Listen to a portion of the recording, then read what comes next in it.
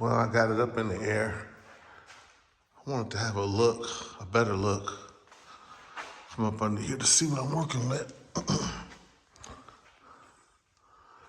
So definitely gonna need a center section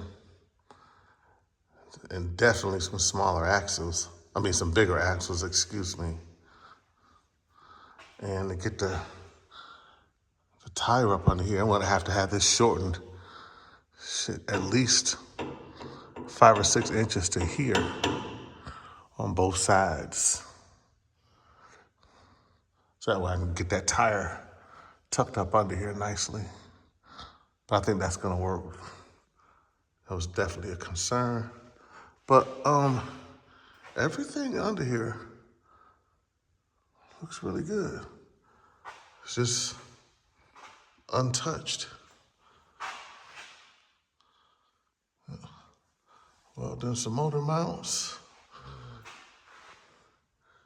Do a trans mount, just go across here. That should be pretty easy.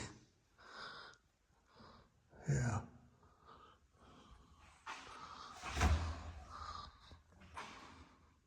This brake's gotta go. Rotors too, I'm gonna put a nice set on here. But it's just, other than that, there's not much to it. But I'm almost certain I want power steering. So I'm gonna have to change out this rack and paint as well.